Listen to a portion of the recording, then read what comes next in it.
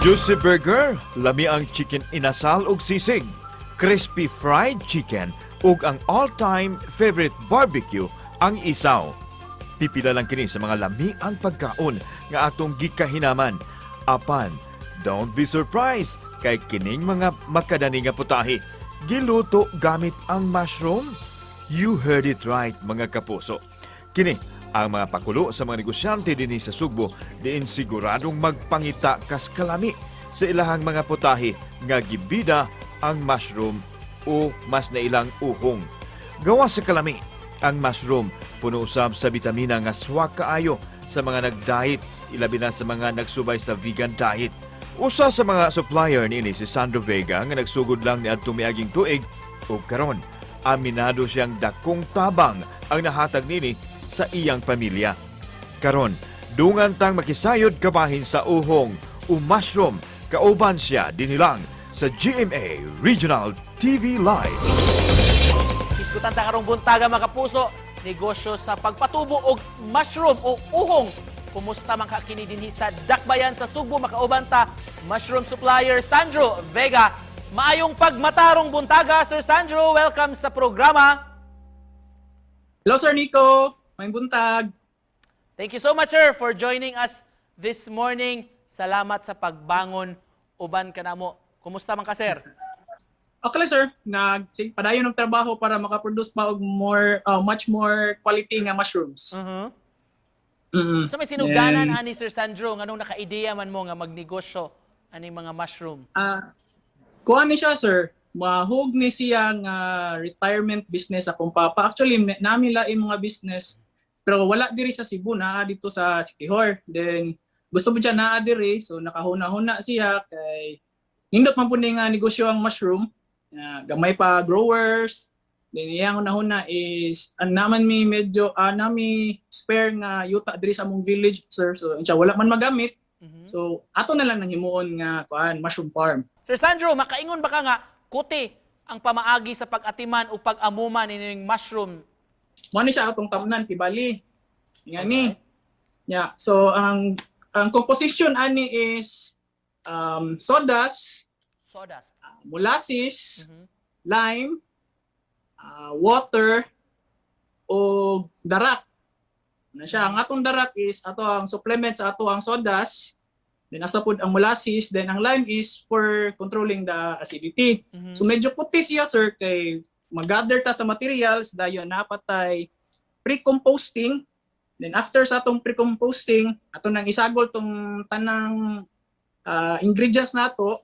Then katong nasagol na nato, ato to siyang palataon for 14 to 21 days. So gusto man nato nga ang mushroom ray motubo sa atong bag.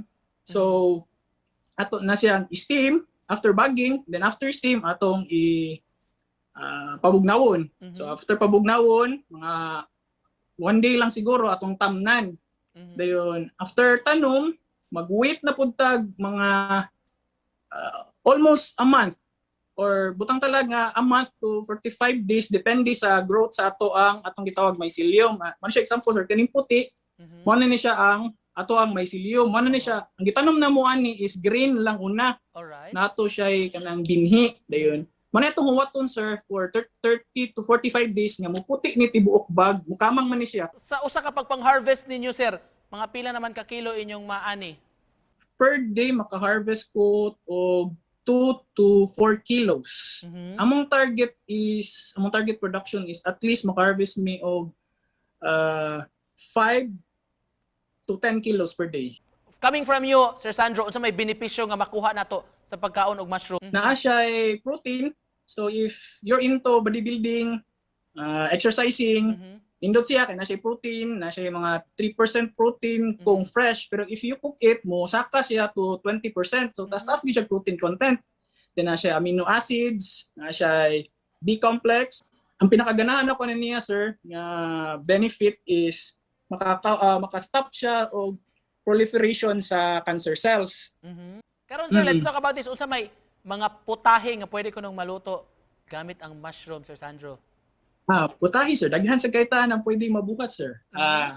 Sa mga diri sa balay for among consumption, pero may gabuhat og mushroom sisig. Like, wala gyud siya isagol nga meat. Alright. Puro sisig lang yun. Oh, then makailad yun siya sir, murag yun siya meat. Na, actually, among wa may nagsaba sa mong angkol, among gipatilaw, na tara sisig. Mhm. Na, nanay mushroom, kaon siya, pag ano niya. Unsa kada ganon mushroom, unsa kada ganon baboy inyong gisagol ani siya. Actually, wala, puro na mushroom. So, mo ba? Mura lagi dyan og meat. Ilad yun ang angkol, dayon. O kana pong gitawag na mo og sir, ginabot or mura siya chicken skin, burger patty, pulveron, chili paste, propik, atsara, tapa, tosino, lumpia, empanada.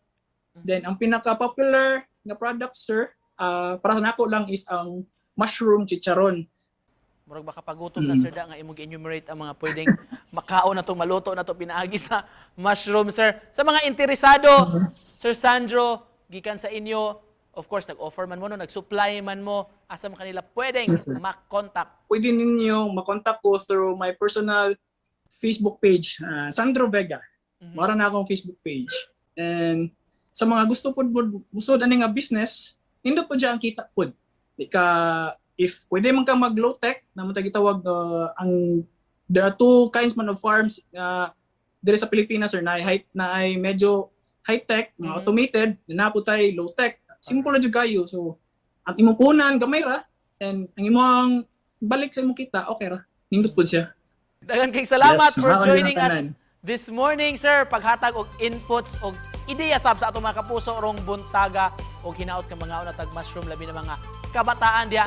Daghan kayong salamat, Sir Sandro Vega. Welcome sir, and daghang salamat. Thank you.